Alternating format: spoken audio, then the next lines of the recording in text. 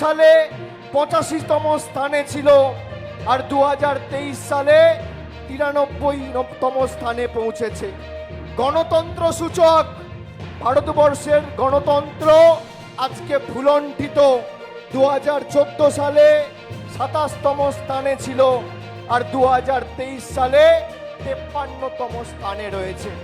আমি তথ্য পরিসংখ্যান সামনে রেখে বলছি, মোদিজি যখন এসে বলে মুझे ভোট दीजिए मुझे, আপনারা। नमस्कार, आप देख रहे हैं एयर न्यूज। तृणमूल कांग्रेस के राष्ट्रीय महासचिव अभिषेक बैनर्जी ने जलपाईगुड़ी के लोगों से भाजपा को बाघ से चूहे में बदलने का आग्रह किया। आज जलपाईगुड़ी के धूपगुड़ी में एक जनसभा को संबोधित करते हुए अभिषेक बैनर्जी ने कहा, आपने 2019 में उत्तर बंगाल से उसके उम्मीदवारों को चुनकर भाजपा को चूहे से बाघ बना दिया था।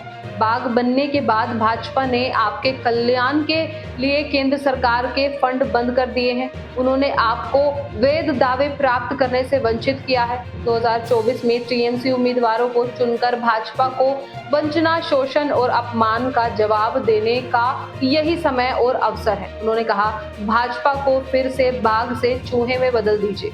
पीएम नरेंद्र मोदी के नेतृत्व वाली केंद्र सरकार पर जमकर बरसते हुए टीएमसी के राष्ट्रीय महासचिव ने कहा, केंद्र से फंड की भीख मांगने की जरूरत नहीं।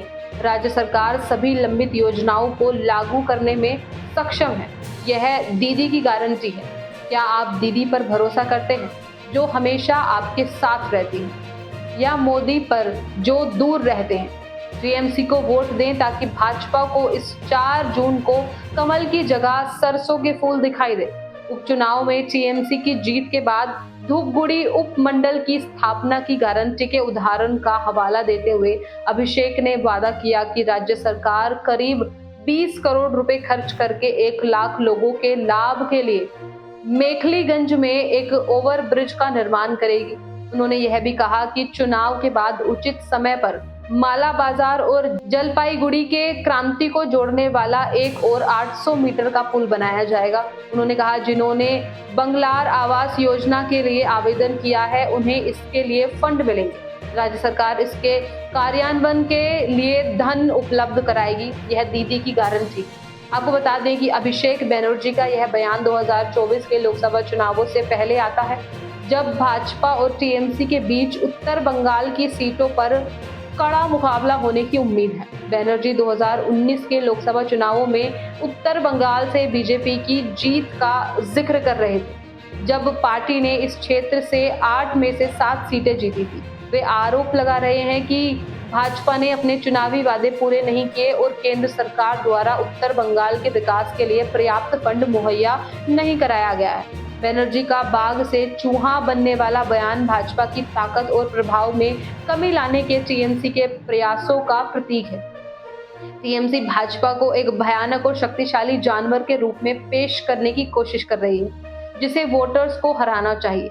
ऐसे में अभिषेक बैनर्जी का बयान राजनीतिक जुमलेबाजी का एक उदाहरण है, जिसका उपयोग चुनावी लाभ के लिए किया जा रहा है।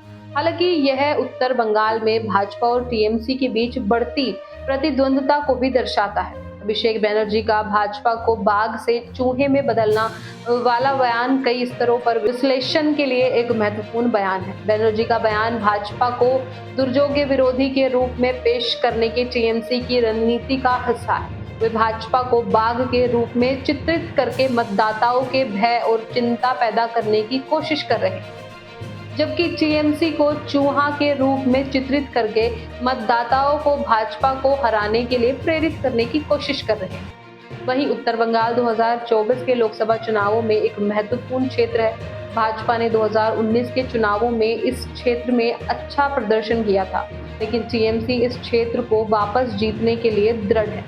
बैनर्जी का बयान इस बात का संकेत है कि टीएमसी उत्तर बंगाल में भाजपा को हराने के लिए आक्रामक अभियान चलाएगी। हालांकि बैनर्जी का बयान भाजपा विरोधी गठबंधन बनाने के टीएमसी के प्रयासों का भी हिस्सा है।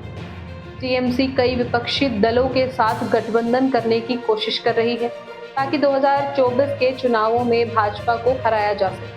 बैनर्जी का बयान यह संदेश देने की कोशिश है कि टीएमसी भाजपा को हराने के लिए प्रतिबद्ध है। और वह अन्य विपक्षी दलों को अपने साथ लाने के लिए तैयार है। कुल मिलाकर अभिषेक बैनर्जी का बयान 2024 के लोकसभा चुनावों से पहले राजनीतिक परिदृश्य को आकार देने का टीएमसी का एक प्रयास है। यह भाजपा को एक शक्तिशाली विरोधी के रूप में पेश करके मतदाताओं में भय पैदा करने की रणनीति का हिस्सा है, जबकि टीएमसी को भाजपा को हराने के लिए एकमात्र विकल्प के रूप में पेश करके मतदाताओं को टीएमसी को वोट देने के लिए प्रेरित करने की रणनीति का हिस्सा है। यह बयान भाजपा विरोधी गठबंधन बनाने के टीएमसी के प्रयासों का भी संकेत है। फिलहाल इस रिपोर्ट में बस इतना ही। इस मुद्दे से जुड़े कोई भी सवाल या अपने विचार आप हमें हमारे कमेंट में लिख सकते हैं और इसी तरह की देश और दुनिया की तमाम खबरों के लिए चैनल को सब्सक्राइब करके बेल आइकन को दबाना ना भूलें, ताकि आने वाले समय में आपको हमारी महत्वपूर्ण वीडियो की नोटिफिकेशन समय से प्राप्त हो सके।